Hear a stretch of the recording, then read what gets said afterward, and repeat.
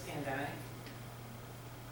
But it just that this was the biggest task. And now they're stuck on permits, so I'm still in a holding pattern on setting up the tank. But it's gonna happen. But I just thought that was funny, because these are such simple things. Why is this so hard? If you wanted to purchase a tank from me, I'm really, it's kind of an inconvenience, but I'm on a waiting list now for tanks to be sold to people until mid-April. Like, I have people that I have to put on a waiting list because I just can't get you a tank right now. Nobody can. So that's been an obstacle I have to work around. Just like these supply issues. It took me forever to get Central Pets to take me on, because even though I'm not huge, how much do you really think I'm going to order a month?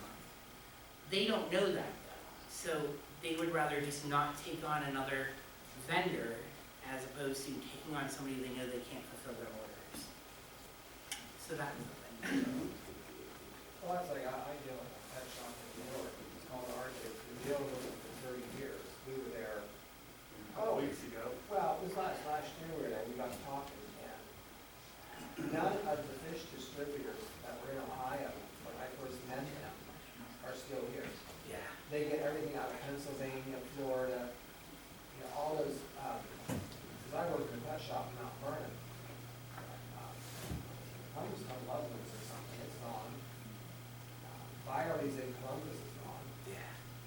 They were huge. It was hard, but I have to say that, like, as hard as the pandemic was on other businesses,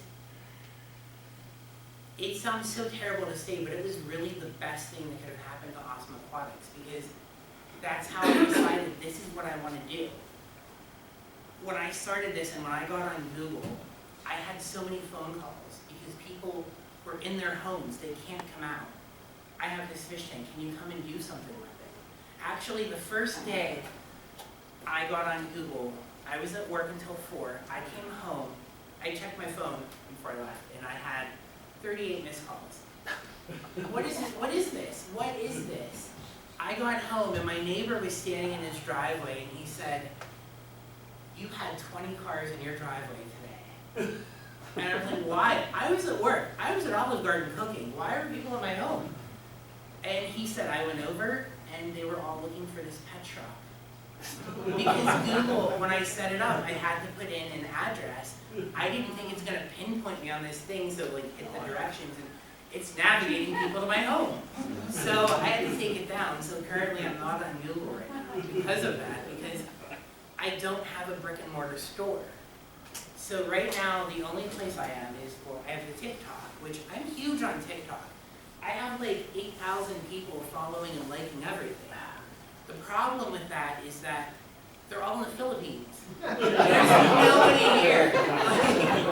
This doesn't help me. So it's just that in Google, or that in Facebook. That's my business right now. Until I can figure out how to be on Google without a business. You talk about the supply chain. We have a generator and it needed a new on-off switch, right? I had to order it from Great Britain because I couldn't get it here in the United States. I had to have it shipped internationally. It's a process. Any other questions for Rob? He'll be here all night. You can ask him more questions. Do you have any clients that want live plants? I do. I actually have a little girl in Girard. She's not my kid. It's my client's little girl. She has a beta in her bedroom, and they named him Simon. He lives with 2 mollies, and they have, you put in some Java fern and some nubias. And I don't know if anybody's ever kept, have you guys ever had the banana plants? Yeah. Years and years ago. Yeah, you don't really see them too much, but I want to bring them back because I love them. Because when I was a kid, that's what me and my dad used to do. They have their little bananas, and those stems, they go up to the top, and they're little lily pads. That's awesome. So I'm going to get them some of those. You got some? So I usually, though, I try to steer away from those just because I'm not very good with plants. I'm good at low light plants, but I can work them. Are most of your clients, like, you said some are just set it and forget it, they just feed and that's it. Do you have others that are pretty pretty into it. literally every single one, everyone, they get attached. Like, it starts off with, I just want this, just make it nice, I just wanna look at it and relax. But then it's like, oh my gosh, so this fish will not leave this one alone.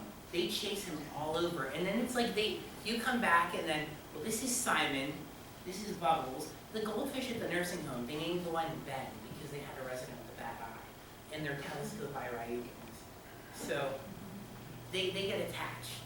I love that, because it's like you see them become part of the family, and then they start saying like, can you get us this, or can you get us this fish? We were on Google, this live, so it's so awesome. Do you charge the clients for the, like decorations you got there? Do you charge them for that? Or For that- this? yeah. No, not at all, I don't know. because they're buying a tank from you, they're not buying, they're leasing. This is gonna go to Guns and Hoses, so I'm providing them a tank, I'm theming it to their business, and they're just gonna pay me monthly. And then when they decide, well, we're gonna take this out and put a table in here, I'll just remove it. I have a contract that I had drawn up with an attorney, and it goes over everything. I also carry insurance. I am covered up to $1 million. It's weird the way that it works though, because like if I was setting up your fish tank and I knock over your TV, my insurance is gonna cover that. Because I did damage to your property. But if my fish tank springs a leak, you're gonna have to go through your homeowner's insurance on that, because there's liabilities. There's things that you're taking on as well, so you need to cover that. Also, it's worked in there that say you have a child and he breaks my fish tank with the baseball. You're gonna be responsible for the full retail value of that aquarium. So it's all written in there and signed away, so I'm not really losing anything. What about if they overfeed and kill the fish? Is so much, and that happens so much too, like all the time. And they always say, I'm in this house, we feed out of love, or in this nursing home, they just look so hungry. And then I'll explain that, like, I have fish at a factory. They don't eat on the weekends. They feed them on Friday, Saturday and Sunday. There's nobody there in the office. They're done. They'll eat again on Monday. And I always remind them that, of course, like their stomach is only as big as their eye, or that in the wild, they don't eat as much as we feed them. And they definitely don't eat every day. They're gonna be okay. Do you ever do auto feeders? I haven't yet. No, that might be something I'm into doing. Something that I do though, is that I encourage them that when they are feeding, a lot of people have kids, and a lot of people, you know, they say like, don't tap on the glass, you're gonna scare the fish and freak them out. I want you to. I want you to tap on the glass and make a lot of shadows, and then I want you to feed them. And I always tell them that so that when your kids come up and tap on the glass to see the fish, they're gonna come up to you because they think we're gonna eat now. And that's what they do at the nursing home now, because of like, I told you about the carts and stuff that go by. They tap on the glass before they feed them. So now, anytime somebody walks by, here comes these goldfish up to see you. So it's kind of like breaking the goldfish in, or whatever fish is in there, and it makes them user-friendly, I guess. Like, you know what I mean? Like, they become more receptive to their owners. So that's great. How many of your clients are residential and how many are commercial? Commercial, I have 3. I have one client that's a residential that it's because his are in a factory too. I have one that is a residential because she's a nurse at the nursing home, so she knew of me. You get a lot of residentials though. Businesses, I want them in doctor's offices and in children's hospitals. I want that because everybody has that story. When I was a kid, we used to go to the dentist and they had this big fish tank. You don't hear that anymore. Nobody's kid has a fish tank in the dentist office. I want to change that. I think the world needs more aquariums. They used to be in a lot of funeral homes too. Yes, yes. They did. Did you ever think of using those, maybe those daily pill boxes? I And have. sampling the food? I And the did. thing say, hey, this was the morning, this the afternoon. I do mark that, day. and they always run short. It doesn't help. It doesn't help.